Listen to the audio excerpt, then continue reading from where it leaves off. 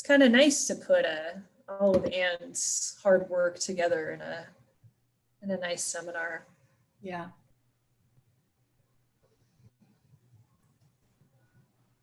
I see a lot of my students are here. That's good. That's good. Oh, I have to consent to being recorded. Okay. Yeah, Anne's looking for postdocs. It's so... Oh, wow. I know. It feels like time is just flying by. Where is she applying? She mainly wants to work for Natalie Mahowald. Yeah, yeah. But she's looking around though, mainly in the East Coast. But yeah, she's looking at like doing a combination of chemical analysis and then incorporating that into model. I think she really got inspired by working with Natalie for her phosphorus deposition paper. Yeah.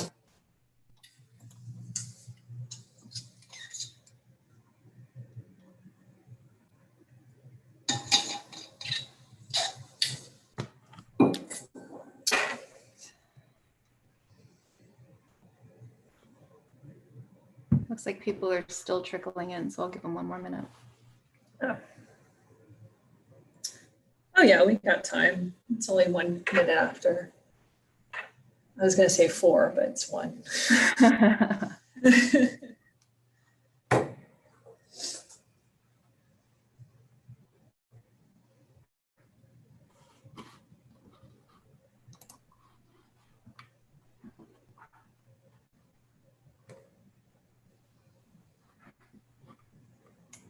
All right, well, looks like we're not too many more people are jumping on, so we can go ahead and get started. Thanks everyone for coming today, and join me in welcoming Cassandra Gaston. She's an atmospheric chemist who specializes in the measurement of aerosols and their interactions with trace gases, which affect climate and air quality. Her research focus is on African dust transport and its impact on ecosystem and human health. She's currently an assistant professor at the University of Miami's Rosenstiel School and leads research at the Barbados Atmospheric Chemistry Observatory. So Cassie, I'll let you take it away. Thanks. And I just want to thank Kate and Alex for inviting me to give this talk. So I'm really excited to share with you some of our research that we've been involved in, just trying to understand the role of not just African dust, but African aerosol transport on biogeochemical cycles.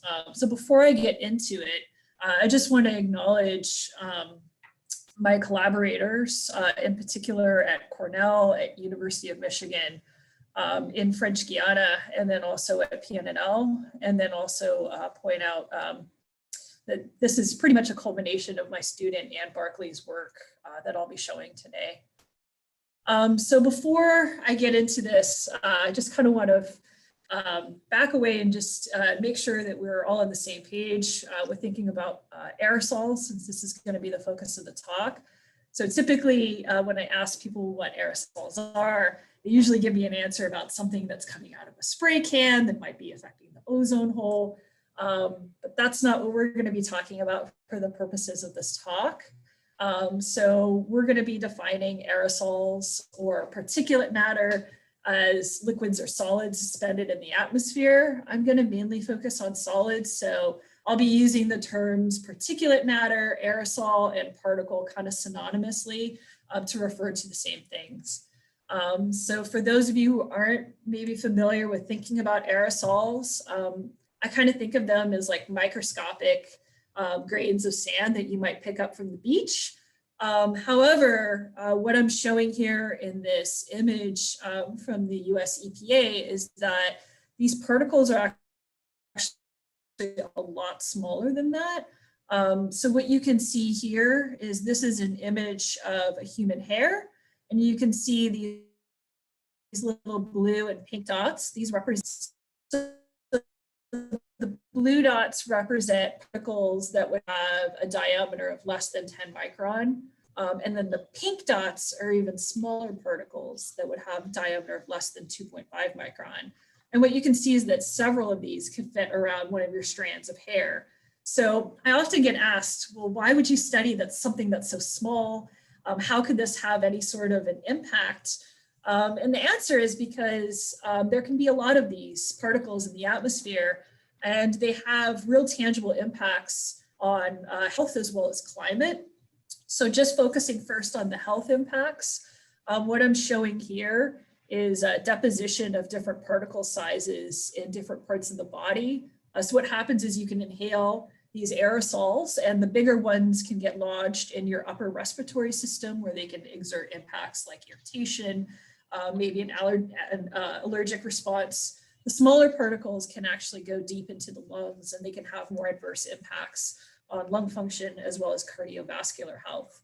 Aerosols have been receiving a lot more attention in terms of their health impacts because there's been a lot of evidence that aerosols are a really key mechanism for spreading the COVID virus responsible for the current epidemic. Talk today, though, is going to focus on the impacts of aerosols on climate.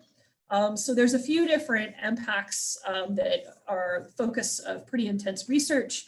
So particles can scatter and absorb incoming sunlight. So this is a direct radiative impact. Aerosols facilitate the formation of cloud droplets and ice crystals in the atmosphere. So aerosols play a really key role in clouds and precipitation in the hydrological cycle. And then finally, particles can deposit nutrients into ecosystems that can affect primary production. And it's this last impact that I'm really going to focus my talk on today. And so thinking about African dust and why that topic, why would I study something like that? It's because African dust transport actually affects a pretty large swath of the globe. And this is actually represented pretty well in this satellite image here. So what I'm showing is dust that's being transported from the African continent across the Atlantic Ocean, and it's making its way towards South America and the Caribbean islands. So we can actually observe dust transport in these regions, and then also as far north as Bermuda and also parts of the northeastern US. So this dust transport has a really major impact on aerosol budgets, not just over the oceans, but over other countries as well. And I want to highlight here is Barbados. So this is the easternmost island in the Caribbean.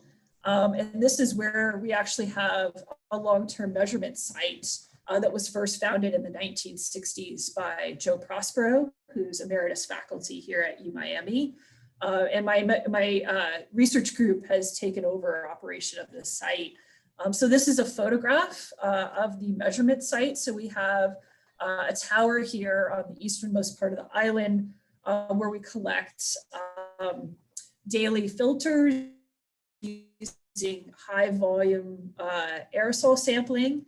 And then these filters get shipped to my lab where we process them, look at dust concentrations, and then we do other chemical analyses as well.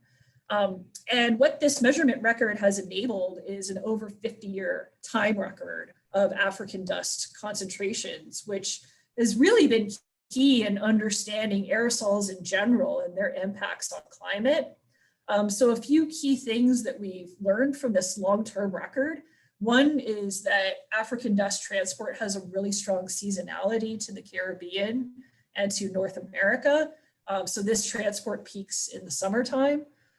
Second thing that we notice is that there's a lot of interannual variability.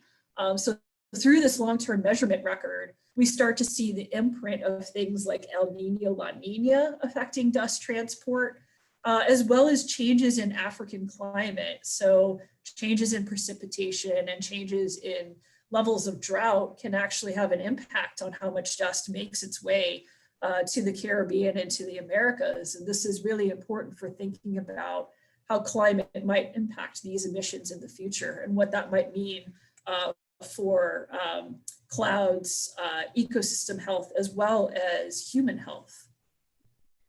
So what I'm showing here is the 3 main measurement sites that are currently being operated by the University of Miami. So we make measurements here at the Rosenstiel School in addition to in Barbados.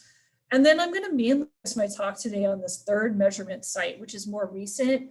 This is in South America, in French Guiana.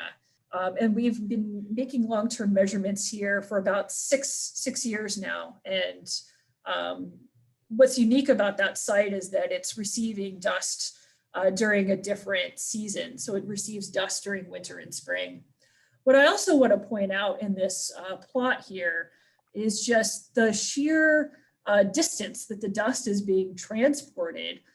So these are really not trivial distances. The dust is being transported over multiple days, making its way from the African continent to the sites. And so I also want to present some results from my group can be efficiently transported over such long distances. The other thing I want to point out from this figure is that just the sheer magnitude and just the sheer amount of dust and how much of the globe this is affecting.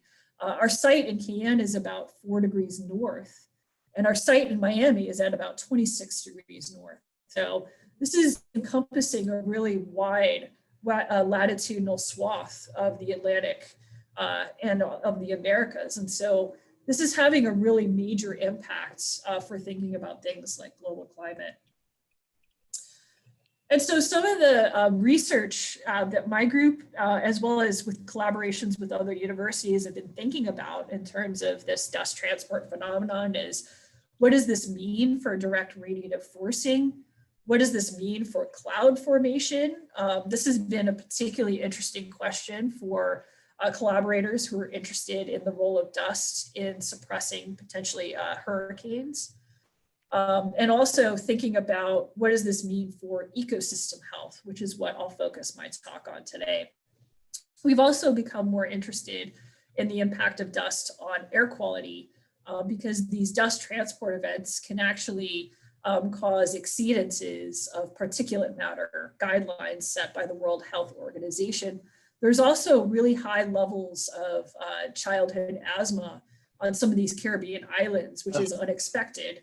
And there's been questions about whether the dust might potentially explain some of these high levels.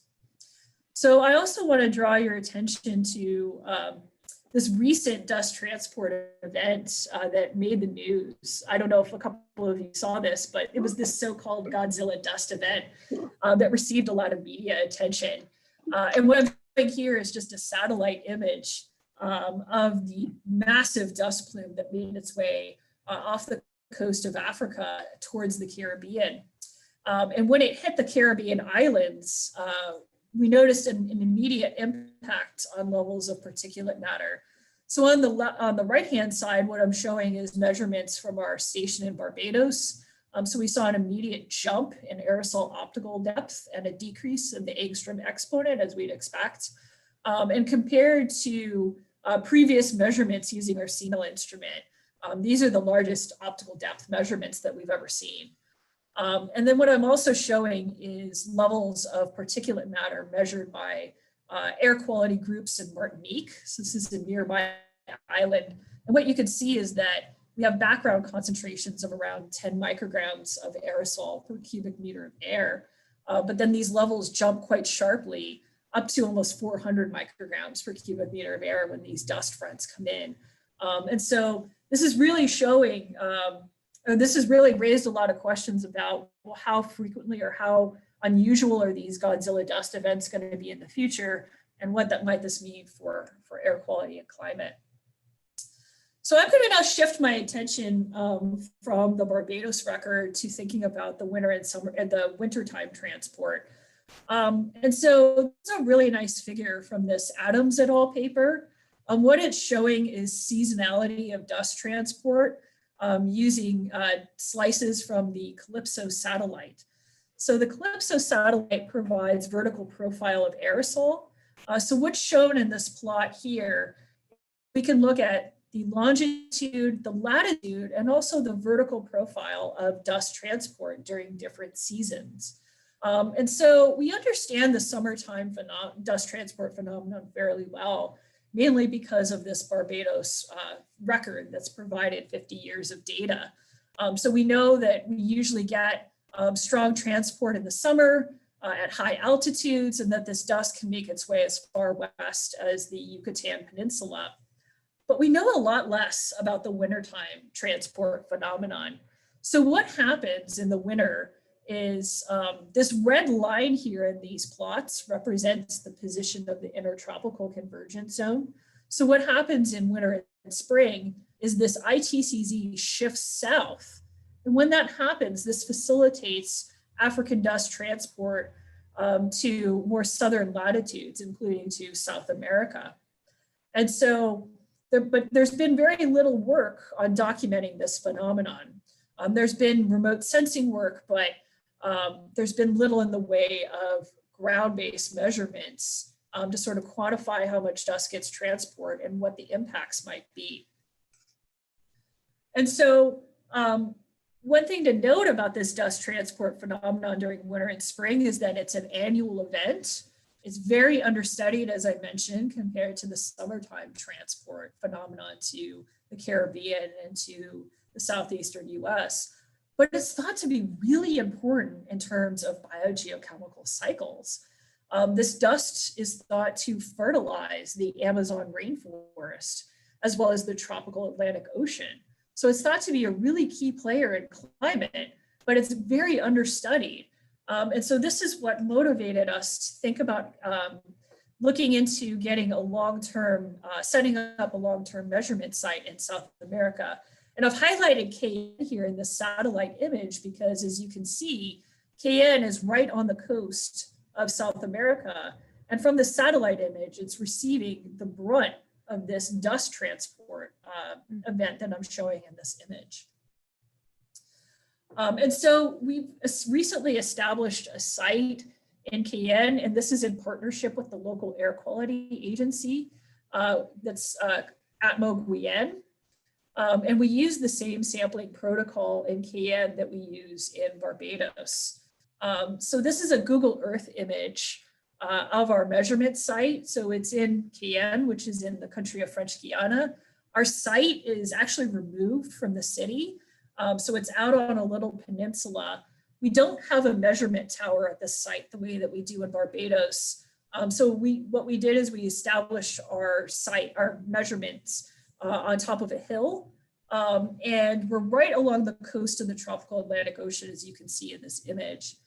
This is another image of our site, and this is actually a picture of our high volume sampler. So this is the exact type of sampler we use in Barbados. And so we use the same protocol where we have daily aerosol filter collections with a high volume sampler. And what we've noticed from 6 years of measurements is that we don't really get local influence from the city itself. We're really just getting sea spray and long range transport from Africa. So this is making it an ideal site for looking at African dust transport. And from high split forward trajectory analysis, which basically allows us to look at what happens to the air masses after they pass over KN. We notice that a lot of the air masses continue on into the interior of the Amazon. So it's a really good site for being able to understand how dust might influence the interior and the heart of the Amazon basin. And so what I'm going to focus on is this connection between biogeochemical cycles and climate. And so that's what's depicted in this cartoon here. So what happens is you have aerosols that are being transported, in this case from Africa, and these aerosols can deposit out into terrestrial and marine ecosystems. And these aerosols can contain really key nutrients that are essential for biological functions such as photosynthesis. And in the case of forests, if the chemical or mineralogical form of these nutrients isn't too terribly important, that's because once the aerosols deposit out into the soils, they can undergo weathering and chemical modification So any nutrients that aren't necessarily biologically accessible can be transformed into a more accessible form. But this is a different case when we think about the ocean. So in the ocean, when aerosols deposit to the surface, they immediately start to sink out. And so the particles only have a finite amount of time to affect marine productivity. And this is where solubility is really key. So the chemical or the mineralogical form of nutrients found in these aerosols is really important for their impacts on marine primary productivity. So solubility will also be something that I touch on in this talk today.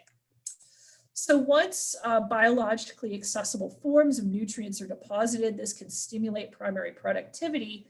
And then what this can do is this can facilitate the drawdown of atmospheric carbon dioxide and its sequestration into the marine and terrestrial biospheres, thus having an impact on climate.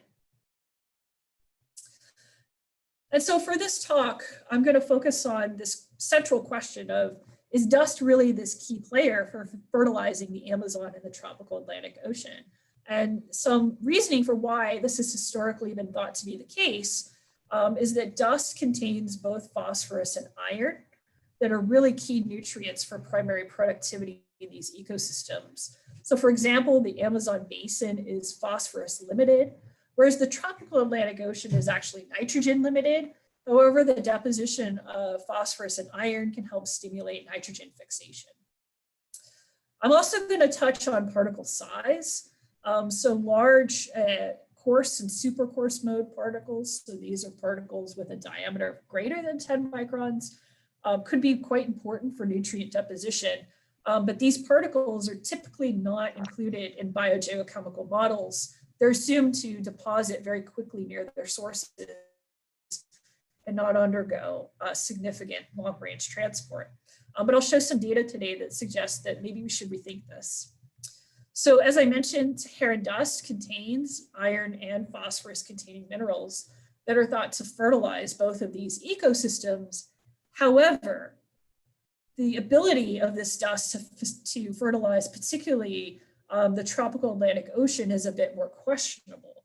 And this is because dust contains mineral forms of phosphorus and iron, such as apatite and iron oxides, that are highly insoluble in seawater. And so this suggests that the dust might only have a very limited impact on marine primary productivity. However, what could happen is that dust could interact with acidic gases in the atmosphere, such as nitric acid or sulfuric acid. So these form particularly when you have anthropogenic emissions of nitrogen oxides and sulfur dioxide, which leads to nitric acid and sulfuric acid. So when dust is processed by these acids, it can increase the solubility of iron and phosphorus containing minerals. And we know this from laboratory studies, but a key question is, how often does this actually happen in the real atmosphere? This is particularly the case in remote regions where the levels of anthropogenic emissions aren't particularly high. So this will be something to think about while I give my talk today. The other thing to also keep in mind is it's not always all just about dust. There's other aerosols in the atmosphere. And so there's other sources of iron and phosphorus that contain intrinsically much more soluble forms of these two elements that might actually be more important to think about than just dust. And so we'll also touch on that during my talk. And so I'm first going to address the question about phosphorus sources using data that we collected in KN. So what I'm showing here is a year's worth of aerosol mass concentrations collected in KN. The black line is PM10 measurements that were made by our collaborators at Atmo Guyenne. And then the red is dust mass concentrations that we made, that we extracted from filters. And so what you can see is that there's pretty good correlation between PM10 and dust, particularly in winter and spring. And this is when we have active dust transported from Africa to the site. And so if we look at phosphorus measurements during this time period, What I'm showing here in the top panel in red is dust mass concentrations. The bottom panel is showing phosphorus data. So the blue is total phosphorus, and then the green is soluble phosphorus. And the green asterisks represent measurements of soluble phosphorus that were below the limit of quantification. And these data points are actually going to be quite key for part of the talk today as well. And then the black in the upper panel is basically taking the ratio between the green and the blue, so the percent soluble. And so what you notice is that we get some pretty strong episodes of dust transport to our site in winter and spring. And concurrent with these dust transport events, we also see increases in the blue, the total phosphorus, which is what we'd expect because the dust is providing apatite, which is a phosphorus containing mineral. So if we take our phosphorus data and compare it to our dust mass concentrations, what you can see is that there's a pretty strong correlation between the total phosphorus and the dust, which is what we'd expect. The correlation between SP, or soluble phosphorus, and dust, which is shown in the middle plot in green, shows a moderate correlation, but there's a lot of spread in the data. And then the bottom panel actually shows an inverse relationship between percent soluble and dust mass concentrations. Now, this bottom relationship actually wasn't completely unexpected. Other groups have also seen this kind of relationship, whereas dust mass concentrations decrease, there's an increase in the percentage of soluble phosphorus. And there's two schools of thought really that have attempted to explain this. The first is that smaller dust particles, which would contribute less to dust mass concentrations, they have a higher surface area to volume ratio, and so they're more likely to be more efficiently processed by acids. And that could be explaining that inverse relationship. The second explanation could be that there's something else, some other aerosol source that's present when dust mass concentrations are low, that could be explaining this inverse relationship. So to try to understand which mechanism is most dominant in our measurements, what we did then was we compared we also conducted these phosphorus measurements during non-dust season. So mainly focusing on fall when dust mass concentrations are low. So what I'm showing here is the exact same data that I showed for winter and spring. All of the different colors take on the same meaning as in the previous slide. However, this is for the fall season. And what you can see is that the dust mass concentrations have fallen by about an order of magnitude. But what was really surprising to us was that if you look at the blue trace, the phosphorus concentrations have at best fallen by a factor of 2. So the phosphorus levels are much higher than what we would have expected. What was even more surprising to us was that the soluble phosphorus wasn't really that different between the fall and the winter and spring. So again, if we look at these relationships between our phosphorus measurements and dust, we only see a modest positive correlation between total phosphorus and dust, but we see absolutely no correlation between dust and soluble phosphorus. And so this is begging the question, what's going on during this fall season? What is the aerosol source that could potentially be responsible for this highly soluble phosphorus that we observe during non-dust season? And so what we concluded was that we were actually seeing the impact of biomass burning that was transported from Africa. And I'll walk you through our evidence for how we came to this conclusion. So what I'm showing here are high split frequency plots.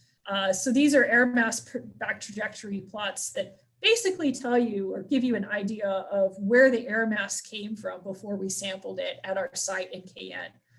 So the top panel is showing these plots for the winter and spring, and then the bottom panel is showing these plots for the fall. And so in winter and spring, we're mainly sampling air masses that are coming from Northern Africa, which would include North African dust. And then in fall, we're sampling air masses that are coming from Southern Africa.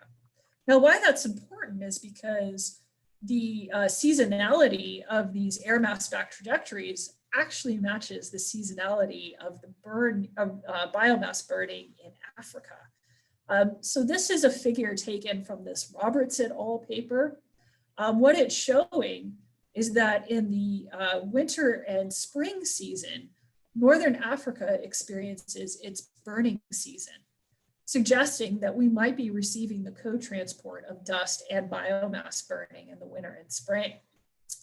And then what we can see in this Roberts figure, again, is that in summer and fall, Southern Africa experiences its burn season. And so this suggests that we might be also seeing biomass burning emissions making their way to our site in KN. So further evidence for this was obtained using scanning electron microscopy of our filters. So what I'm showing here is a representative image taken from one of our filters from winter and spring. So the circle on the left shows a dust particle, and then on the right is a soot particle. And so this was a common feature that we saw in our filters, the co-transport of dust and biomass burning. And then in the fall season, all we saw was pretty much soot particles, again, suggesting that we were seeing a strong biomass burning fingerprint in our samples. Now, why that's significant is that unlike dust, phosphorus in biomass burning is thought to be incredibly soluble. And so this might be driving the solubility trends that we're seeing during both seasons. So further evidence from this can also be taken if we compare in a little bit finer detail the seasonality of burning in Africa, taken again from this Roberts et al. Reference, and we compare it to our measurement record. So NH stands for Northern Hemisphere and SH stands for Southern Hemisphere. So what we see is that in February and March, we see a peak in the burn season in Northern Hemisphere Africa. This is when we see pretty high levels of soluble phosphorus. And these levels of soluble phosphorus drop to below the level of limit of quantification in April and May, which is when the burn season starts to come to its end in Northern Africa. Now, if we do the same thing for our fall data, we can see a peak in the Southern Hemisphere African biomass burning in September and October, concurrent with our observation of high levels of soluble phosphorus. And again, in November, we see this drop in soluble phosphorus to below the limit of quantification. And this also matches the timing of when the drop in the burn season is also observed in Africa. So we also confirmed the same seasonal trends using satellite products as well to confirm that we saw the same trends in our data in 2016.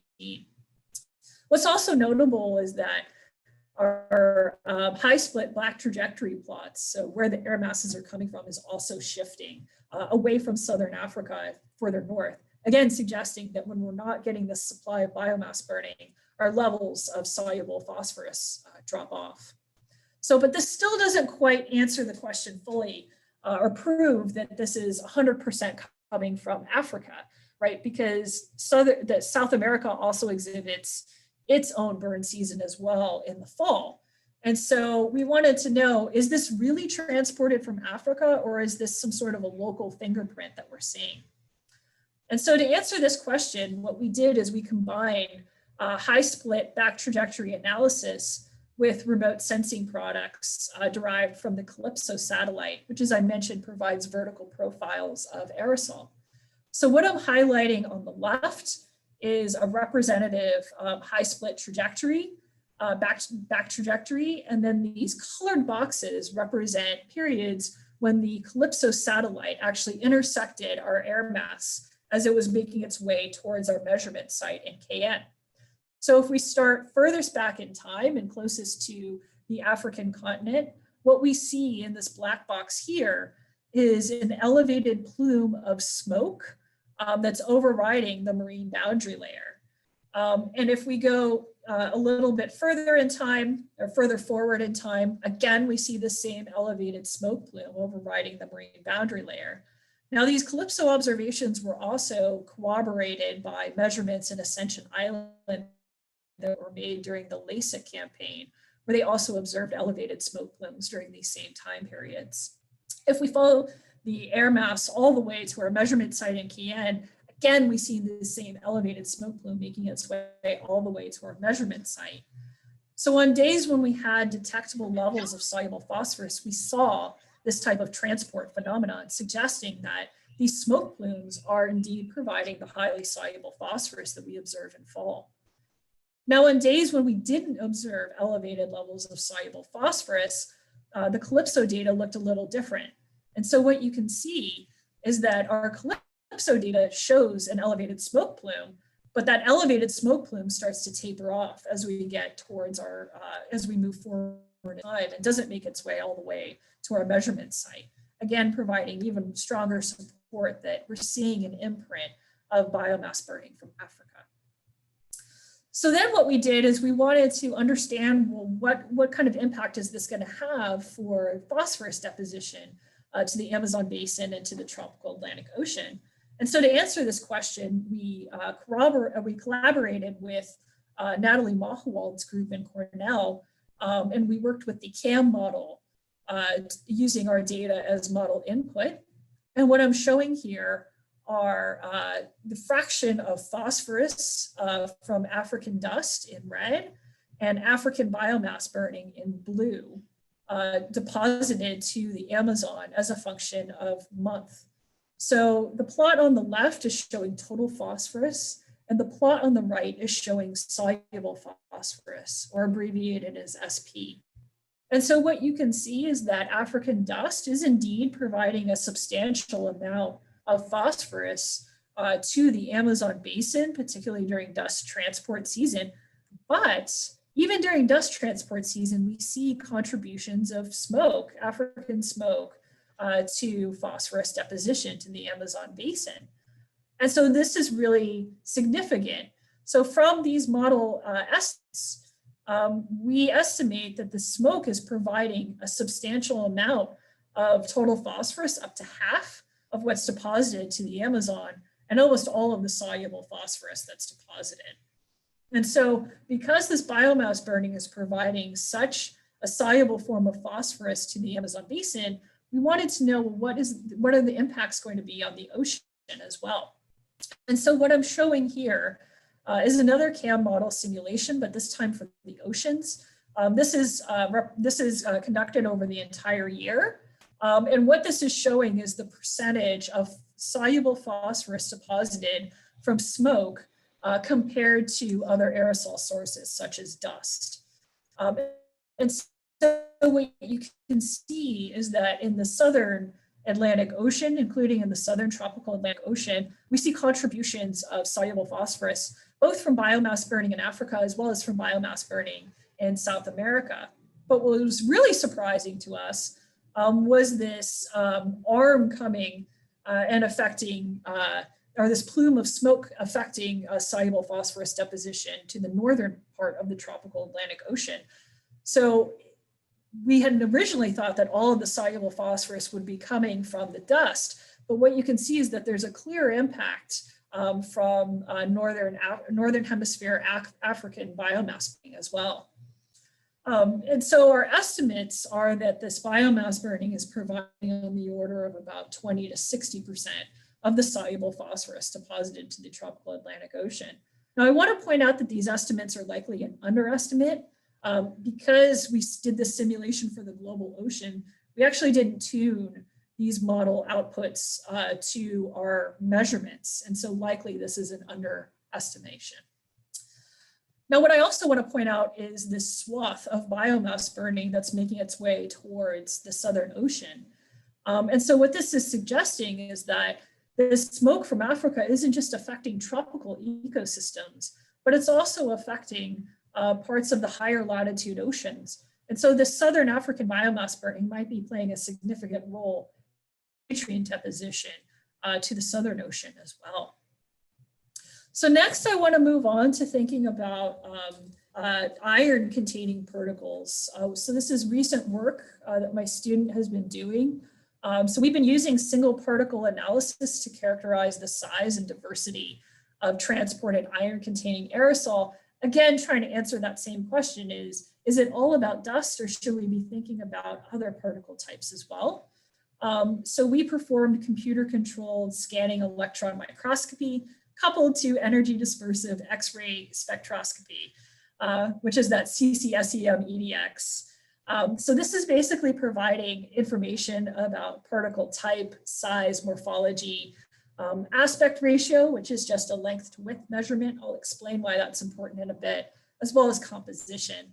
And we've also started to get into iron speciation using Mossbauer spectroscopy as well. And so our most commonly observed particle type was mineral dust. So what I'm showing here is an SEM image on the left. This allows us to look at the morphology and also help identify the particle types. And then on the right is the EDX spectrum corresponding to this particle. So this is giving us elemental analysis or an elemental fingerprint.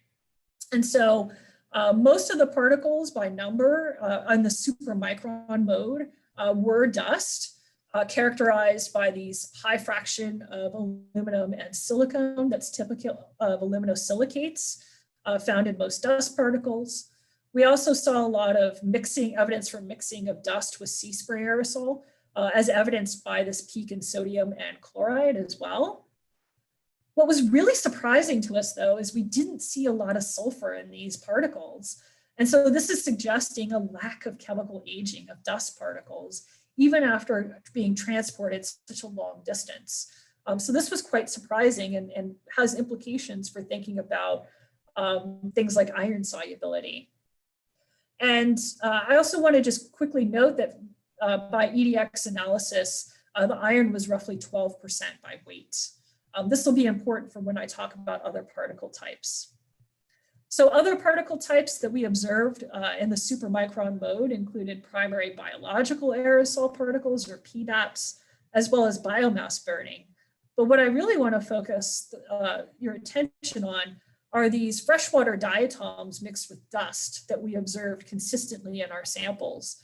And so to the left are two SEM images of what these particles look like. So you can see a fragment of a diatom frustral in the top left image. And then on the bottom left image is a more intact tubular shape, which is a type of diatom. And then to the right are the representative EDX spectra. So these only represented about 4% of the particles, but they had very interesting morphology and chemistry that I'm going to focus on. So we were surprised to see a fair amount of iron on these particles. And the amount of iron, as I'll show, scaled with the amount of dust associated with the freshwater diatoms, averaging about 4% by weight, which is pretty significant. And I'm going to argue that these are actually not coming from a marine source, and that these are likely coming from African paleo lakes. And so this is likely from diatom-bearing sediments called diatomite. And this is actually really interesting because it begs the question of where is the dust coming from? What paleo lakes in Africa? And that's something that my student is actually looking into now using geochemical fingerprinting. And so I'll walk you through our logic as to why we don't think diatoms are coming from a marine source. So first, we never observed these diatoms on non-dust transport days. We always required transport from Africa, which is not what we'd expect if these diatoms had a local or marine source. Second is that greater than 95% of these diatoms were internally mixed with dust, including inclusions that were found on the inside of the diatom frustral. So that's what I'm showing here in this SEM image. So I have a couple of blown up or close-up images to the right. You can actually see this dust on the inside of the diatom frustral. Now, this is not expected if this were simply a sampling artifact where the dust was landing on top of the diatom. And finally, we actually compared the diatoms in our sample to a sample that we obtained from the Bodeli Depression, which is an African paleo lake that's also what it is also the strongest dust emitter in Africa. So there's been a long-standing hypothesis that the Bodeli Depression is actually responsible for providing much of the dust that fertilizes the Amazon basin. And when we compared this sample from the Bodelli Depression to our diatoms in Cayenne, we see the exact same diatom species. Now, this doesn't necessarily suggest that the dust that we receive in Cayenne is coming from the Bodelli Depression, but it does suggest that we are receiving transport, or that these diatoms are coming from African paleolakes.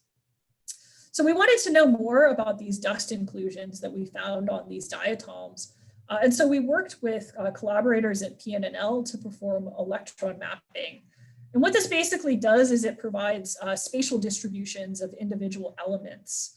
And so the SEM image for this particle in particular is on this upper left-hand panel. And then what I'm showing is the different elemental distributions. So the elemental maps show that the diatom frustrals are comprised of silicon and oxygen, which is what we expect for a diatom frustral. And then we see sort of more patchy distributions of aluminum and iron, showing the internal mixing with mineral dust. What I've also highlighted in these white circles are iron inclusions. So we actually measured these iron inclusions, and we see that these inclusions range in size from about 0.1 micron up to 4 micron.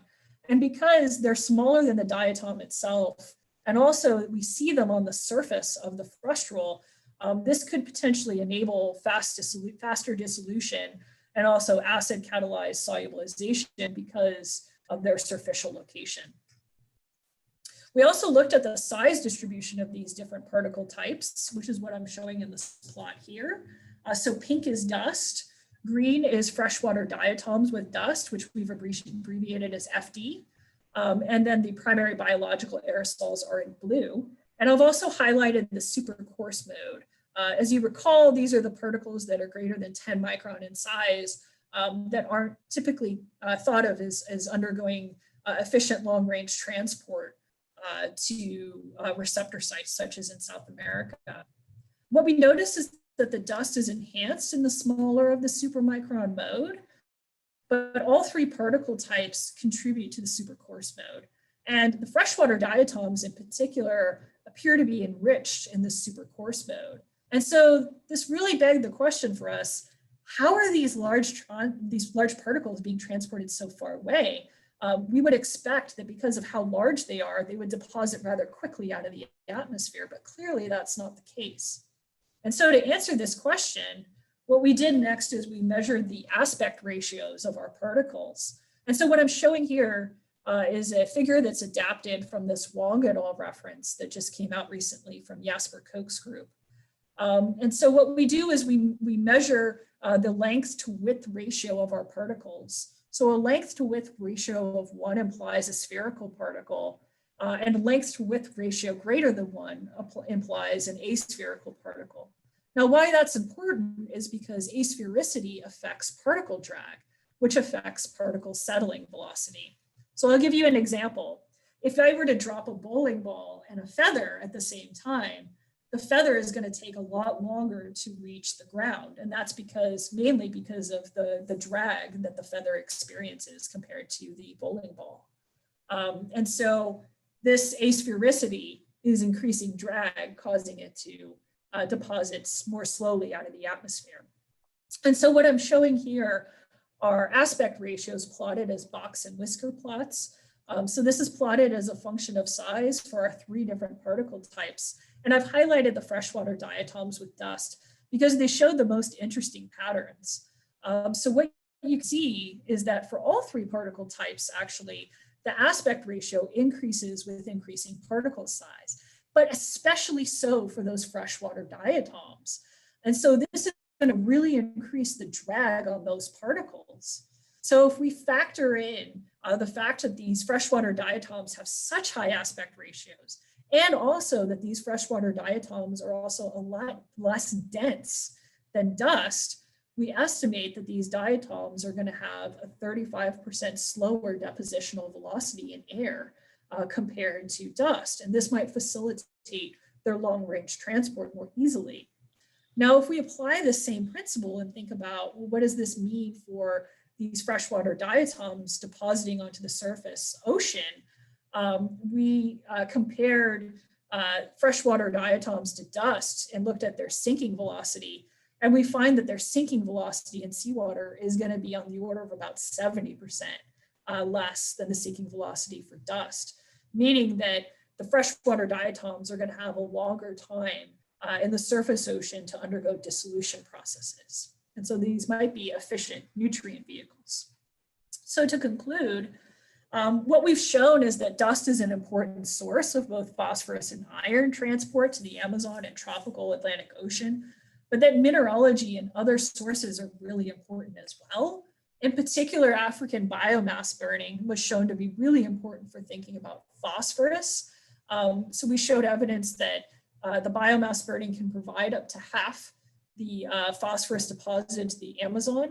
And it's estimated to be a more important source of soluble phosphorus than dust to some parts of the ocean. What I also want to emphasize is that this biomass burning is being transported year round from northern and southern Africa. And so it's also going to impact phosphorus deposition even during dust transport season. We also showed evidence of diatomite from African paleo lakes containing dust inclusions and high weight percents of iron that were detected in the Amazon for the first time to the best of our knowledge.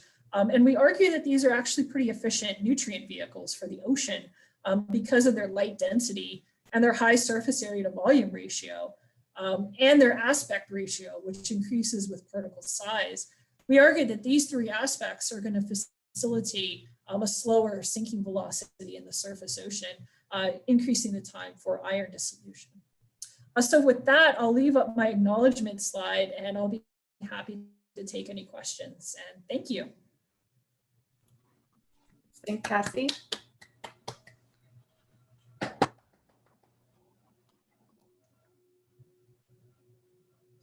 So if anybody wants to ask a question, I can monitor the chat room, or you can just unmute yourself and go ahead and ask Cassie the question yourself.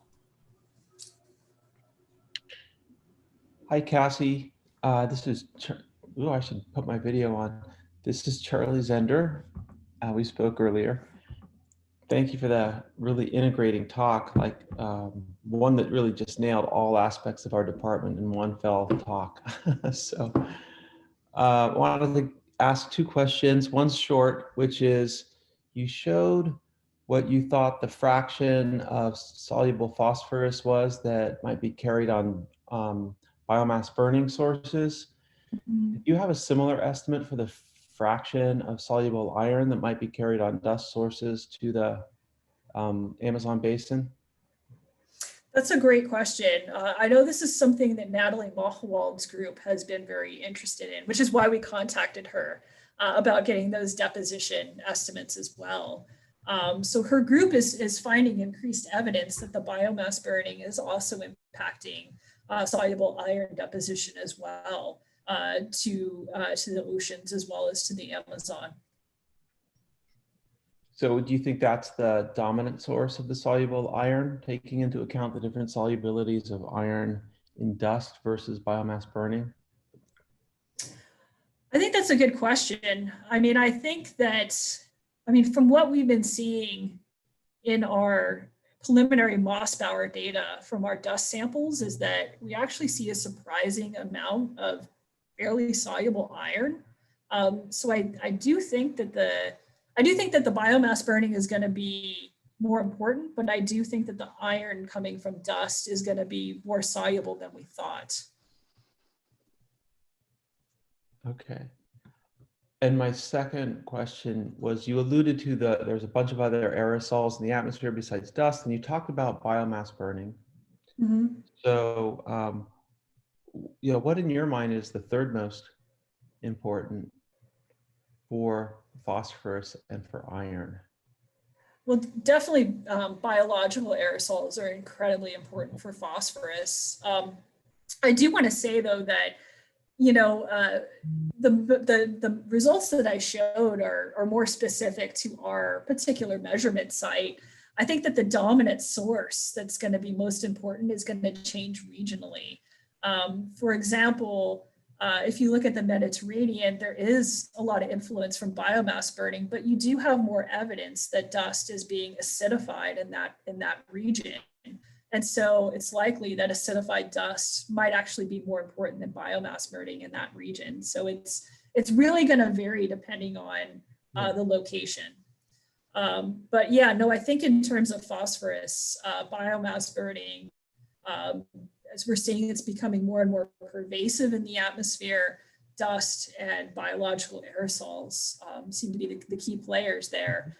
For iron, certainly biomass burning and dust and industrial emissions as well. Thank you. Mm-hmm.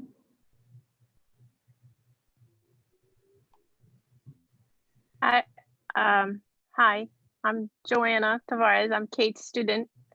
Thank you so much for your talk. This was fantastic. I have two questions too. So my first one is, do you think that the intrusion of these diatoms from the paleo lakes, I mean, I'm assuming that the nutrients, that specifically the iron, they're not coming from the diatom itself, right? It would be dust as well, but trapped in really fine mode. But so we're still talking about a mineralogical source, right. A sedimentary source, not a biological source, because those diatoms would just be silica frustrals by now, right? Yes, exactly. Okay. So basically what we're arguing is that the diatom is an efficient carrier of fine iron-rich dust. Exactly. Okay. Exactly. And do you think that there is also some acidification potential for the way that this, I'm assuming that that dust was trapped in the frustrals really long time ago, and perhaps they've been processed in a way that the dust that you compare with, which would be more recent dust, would not have been weathered, right? Chemically modified? That's a good question. So I should preface and say that the STM-EDX analysis that we did, our detector couldn't look at nitrogen-containing compounds. We could look at sulfur, but not nitrogen. So it's been traditionally thought that most of the acidification processes is actually occurring through interactions with sulfuric acid. But it is possible that you are getting interactions between these dust particles and nitric acid. I think the real question, though, for the processing is, yes, it's certainly possible. I mean, multiple lab studies show that these reactions are very, very efficient. I think the real question is, how feasible is it, though, in the real atmosphere? How much contact time does the dust have with these different acids? For one, these are really remote regions, so that begs the question, how much acid is there in the first place? And then for two, the dust transport, as I showed in those vertical profiles from the Adams et al. Paper, especially in the summertime, the dust is being transported aloft, right? And so there's a real question, if the dust is aloft and most of your pollutants are in the marine boundary layer, how much interaction do you get between those two air masses, and how much heterogeneous reactions can you actually facilitate to age the dust? I don't think that that's particularly clear. There's been a lot of controversy over that particular topic, mainly because there just hasn't been a lot of measurements that have probed the mixing state of the dust to say one way or another whether the dust is actually being aged or not during transport. It's a really important and an understudied question. Thank you. My second, so I'm studying the impacts of ship emissions as a potential source for iron and nitrogen to the ocean. So when I was looking at one of your plots, would you mind explaining how that data is collected? It's maybe towards the last third of your talk. You had a plot of sulfur, I think, content. This? More? No, it's before the diatom surprise, which was amazing, by the way. The suspense that you keep in like some parts of your presentation, I'm like over the edge, I'm like, go back. It's when you have this clear triangle over the ocean. It's a world map. It's a projection of the Atlantic, and you show that right there. Okay. So can you mind going over this again? Sure. Yeah. So this is the percentage of soluble phosphorus deposited from biomass burning compared to all other sources of aerosolized phosphorus or soluble phosphorus. So this would include dust, PBAPs, volcanic emissions. That's model. That's a model. Yes. Output. Yes. Yes. Okay. This is from the CAM model. So one thing that I actually did forget to mention is that in this CAM model simulation for the Amazon, we actually tune the measurements or tune the model to our measurements. You mentioned that towards the end of the slide. But so what you're using there for input for the model is the amount that left the burning areas. Yes. And then how much you got at the other end. That's right. And this is because this was not tuned to our measurements, there are a couple of important caveats to point out. And I'm glad you asked this question. One is that, yes, it is being tuned to emissions and then using meteorology to sort of induce the long range transport. So one thing that we found when we use our data as model input for the Amazon estimate was that we didn't have to do much to the dust. We scaled it by about a factor of 2, which for modeling purposes, that high of a factor, right? Okay. For the biomass burning, we actually had to scale up by a factor of 60. Okay. And the reason we think that that's the case is because of a few factors. One being that it's possible that we don't really know the levels of phosphorus in different fuel types from biomass burning. Like that isn't clear, how much phosphorus is going to be emitted from different fuel sources. 2, we also know that there's historically an underrepresentation of biomass burning in a lot of these models. And then 3 is the key question of plume injection height. So for instance, if I take a biomass burning plume, but I don't put it high up in the atmosphere, it's going to deposit more quickly than if I do put it higher up in the atmosphere. So getting the plume injection height is really key. And that was the key theme that came up in AGU last year, was a lot of these biomass burning campaigns where they attempted to model their observations. They noted that the models are likely putting the biomass burning plumes too low in the atmosphere, and that's why they're not undergoing as long range transport as they should be. And so what height did you use for that one? For the output that we saw? That's a good question. I honestly don't know the answer to that. But it's higher than what most people would put. Well, what we basically did was, instead of increasing the height, we basically just scaled what made it over. Oh, right. Yeah, that's what we did. We scaled to match. Did you would you just sacrifice some sensitivity, or did you see like an error going up because of that scaling up, or that was kind of dealt with internally? I mean, we basically just scaled to match our observations in this case. Okay. But in the case of the deposition to the oceans, we didn't. Because our site is upwind of the Amazon basin, but our site is only one point over the global ocean. So we didn't see it as fair to scale or to use our data as model input. And so that's why we argue that this is likely an underestimate of the impact of biomass burning on the oceans.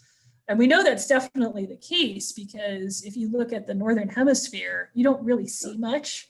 But we know from our measurement record in Barbados that we do see a pervasive influence of biomass burning from Africa, but that's not captured in this model representation. Got it. Thank you so much. This is fascinating. Great. I'm glad you liked it.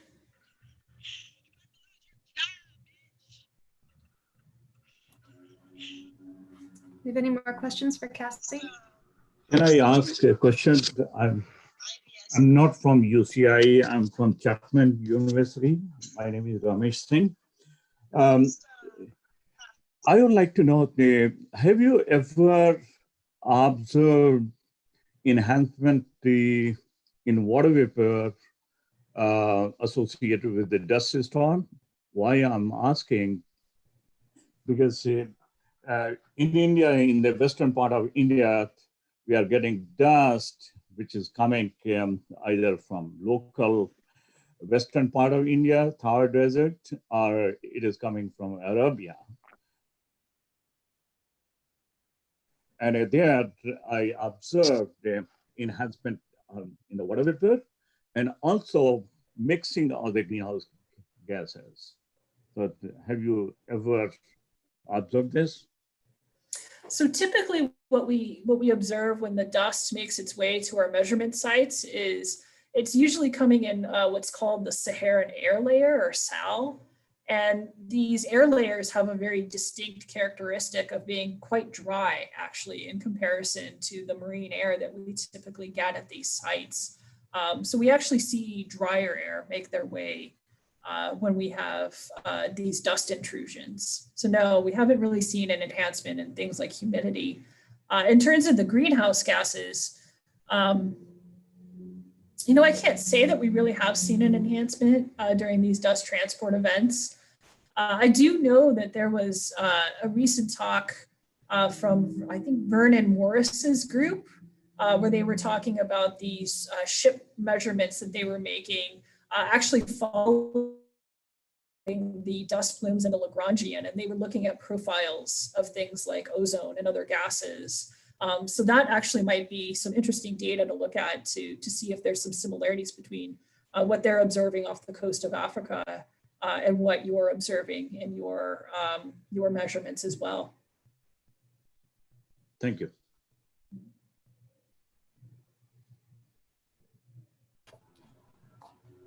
Any final questions for Cassie? All right, well, in that case, I think let's just join in a round of applause and thanking her again. And thanks so much for visiting us today, Cassie. Thank you for having me. This was a lot of fun. And yeah, I was going to say, if anyone is looking for a good postdoc that is capable of this type of work, my student Ann Barkley is looking. So please do feel free to contact me if someone is looking for a postdoc. And also if any students are looking for a postdoc position, I'm actually looking for a postdoc as well. So just thought I'd put that out there.